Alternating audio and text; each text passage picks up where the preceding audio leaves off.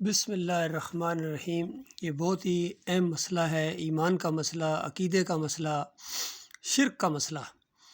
اور جو آج مسلمانوں کے اندر یہ سجدہ تعظیمی کا شرک آیا ہوا ہے، پیروں کی پنڈلیاں دبانا، ان کے سامنے سجدے کرنا، مزاروں کے سامنے سجدے کرنا، یہ کہاں سے لے کے آئے ہیں؟ یہ یا تو وہ جو کبھی ابراہیم علیہ السلام کے اوپر الزام لگاتے ہیں، انہوں نے کسی بادشاہ کو سجدہ کیا، یا پھر وہ ملائکہ کے سجدے کو بیچ میں لے کے آتے ہیں، حالانکہ وہاں اللہ کا حکم موجود ہے، اور کس طرح وہ سجدہ ہوا کوئی نہیں جانتا، کوئی تفصیل نہیں ہے، کیوں ہوا، کیسے ہوا، کوئی نہیں جانتا۔ جتنی بات اللہ نے بتائی اتنا ہی ماننا ہے۔ اور اس کے بعد یہ کہتے ہیں کہ پورے خاندان یعقوب علیہ السلام نے یوسف علیہ السلام کو سجدہ تعظیمی کیا تھا، تو اس کا بھی رد کر دیا گیا۔ بتایا گیا کہ دیکھو، خواب کی تعبیر ہوتی ہے، اور یعقوب علیہ السلام نے جو تعبیر بتائی ہے وہی صحیح تعبیر ہے 6 نمبر آیت کے اندر، اور جو حرف بحرف سچی ثابت ہوئی، پورا خاندان اللہ کے سامنے سجدہ ریز ہو گیا۔ یہ سادہ سا عقیدہ ہے، اس کو امام بخاری بھی اسی طریقے سے لائے ہیں، اور اس دور کے موحد عالم دین، مجاہد عالم دین ڈاکٹر مسعود الدین عثمانی رحمۃ اللہ علیہ یہ لائے ہیں، اور ان کے ساتھیوں کا بھی یہی عقیدہ ہے۔ اس کتابچے کے اندر پوری طرح یہ دلائل کے ساتھ یہ بات ثابت کی گئی ہے، لیکن محمد حنیف صاحب نہیں مانتے ہیں، جو میرے جماعت ہیں، وہ تو متاثر ہو گئے ابن کثیر سے یا ڈاکٹر اسرار سے۔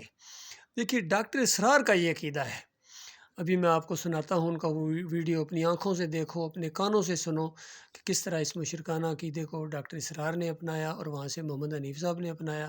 اور یہ اپنی جماعت کے اندر ڈنڈے کے زور سے اس کو رائج کر دیا۔ سنیے۔ اوپر بٹھا لیا، وخروا له سجدا، وہ سب کے سب ان کے سامنے سجدے میں گر گئے۔ یہ سجدہ تعظیمی کہلاتا ہے، جو کہ پہلی شریعتوں میں جائز تھا۔ شریعت محمدی علیہ صلاۃ والسلام میں جہاں دین کی تکمیل ہو گئی ہے، تو واقعہ یہ ہے کہ پھر توحید کا معاملہ بھی جو ہے وہ آخری درجے میں تکمیل کو پہنچا دیا گیا۔ یہ سجدہ تعظیمی اب حرام مطلق ہے، لیکن اس سے پہلے یہ جائز تھا۔ ہمارے ہاں بعض لوگ جو ہے، یہاں روک کر یہ میں بات کہوں، کتنی بڑی بات ڈاکٹر اسرار نے کہی ہے۔ ایک تو الزام لگایا، جھوٹ بولا کہ پہلی شریعتوں میں جائز تھا۔ بھئی اگر جائز تھا یہ سجدہ تعظیمی تو قرآن میں ہونا چاہیے یا صحیح حدیث میں ہونا چاہیے، نہ قرآن میں ہے نہ حدیث میں ہے، تو کہاں سے لے کے آئے ہو؟ اصل میں سعودیوں نے اپنی تفسیر میں لکھ دیا ہے کہ پہلی امتوں میں جائز تھا، وہاں سے یہ لیتے ہیں، قرآن کی بات نہیں مانتے ہیں، نہ حدیث کی بات کو مانتے ہیں۔ دوسری بات جو انہوں نے کہی کہ یہ دیکھو، چونکہ اسلام میں حرام ہے، چونکہ توحید اب پائے تکمیل تو کو پہنچ رہی ہے۔ انا للہ و انا الیہ راجعون، اللہ کے بندو، توحید تو ازل سے ابد تک ایک ہی جگہ ہے، یہ نہیں کہ آہستہ آہستہ اس نے ارتقا کیا ہے توحید نے۔ تو یہ ان کا بھی ایک دماغی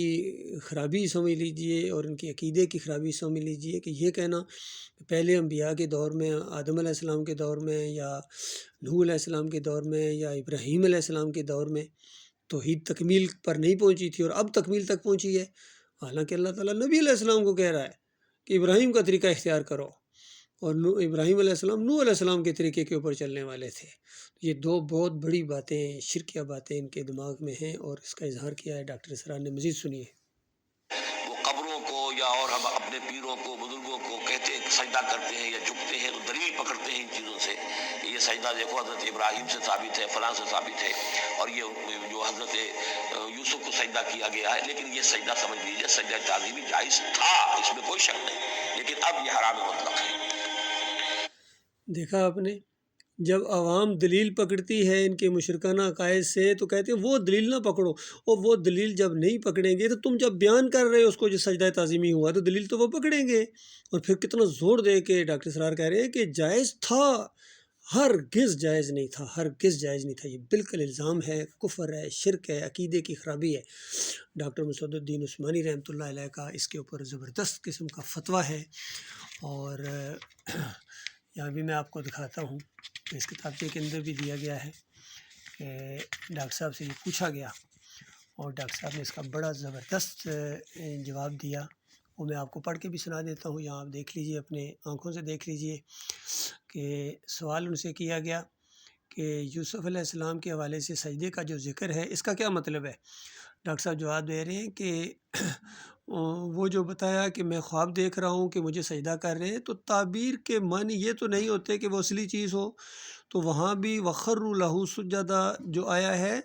وہ یوسف علیہ السلام اپنے تخت پر بیٹھے اور ماں باپ ان کے پیچھے ہیں، ان کے بھائی آگے، اور انہوں نے سجدہ کیا اللہ کو، خرو گر پڑے وہ اللہ کے لیے سجدے میں۔ جب وہ گرے ہیں تو پیچھے ماں باپ نے بھی سجدہ کیا اور وہ شکل بن گئی جس کو دیکھا تھا انہوں نے۔ تعبیر کے یہی معنی ہوتے ہیں، یہ مطلب نہیں کہ انہوں نے سجدہ کیا یوسف علیہ السلام کو، بلکہ لاہو کی ضمیر جو ہے وہ اللہ کے لیے ہے۔ یہ فتویٰ ہے، دیکھیے اس حوالے کے ساتھ دیا ہے، آڈیو بھی موجود ہے ڈاکٹر صاحب کی۔ پھر یہ سوال کیا گیا ان سے کہ کیا جناب یوسف علیہ السلام کو ان کے بھائیوں اور والدین نے سجدہ کیا تھا؟ یہ ایک دوسری جگہ سوال کیا گیا، تو ڈاکٹر صاحب نے ان مولویوں کو جواب دیا، نہیں حضرت، وَخَرُّوا لَهُ سُجَّدًا، اللہ نے جو رحمت فرمائی، دیکھیں وجوہات بھی بیان کر دی، یہ ہوتے ہیں عالم دین کہ سجدہ کیوں کیا اللہ کو؟ اس رحمت کی وجہ سے اس خاندان پر یہ گر پڑے، لہو کی ضمیر اللہ کے لیے ہے، اللہ کے لیے سجدے میں گر پڑے، اور جن کا ایمان صحیح نہیں ہے، یہ فتویٰ ہے ڈاکٹر صاحب کا، اس کو ہم نے بولڈ کر کے لکھا تاکہ لوگوں کی آنکھیں کھلیں۔ جن کا ایمان صحیح نہیں ہے وہ کہتے ہیں کہ ہم کو بھی ہمارے یہ شاگرد سجدہ کریں، اس کے لیے تفسیر یہ کر دیتے ہیں کہ یوسف علیہ السلام کو سجدہ کیا گیا تھا، یہ بھی آڈیو موجود ہے۔ تو اللہ کے بندوں دیکھو کس طرح کھول کھول کے اللہ کے اس بندے نے ایمان عقیدے کی باتوں کو بیان کیا ہے، لیکن محمد حنیف صاحب کی سمجھ میں یہ چیز نہیں آئی ہے۔ یہ کتابچہ بھی لکھ کے ان کے ہاتھ میں پکڑایا گیا، لیکن وہ ساری جماعت والوں کو کہتے ہیں کہ یہ کتاب نہ پڑھو، میری تفسیر پڑھو، میری تفسیر پڑھو۔ ان کی تفسیر کے اندر انہوں نے شرک لکھ دیا، دعوت القرآن کے اندر جلد دوم کے اندر انہوں نے سورہ یوسف کی تفسیر کرتے ہوئے یہ مشرکانہ عقیدہ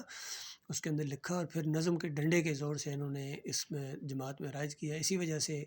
ہم نے ان کو، ہم نے تو معزول کر دیا کہ ایسا بندہ تو جماعت کا امیر نہیں ہو سکتا،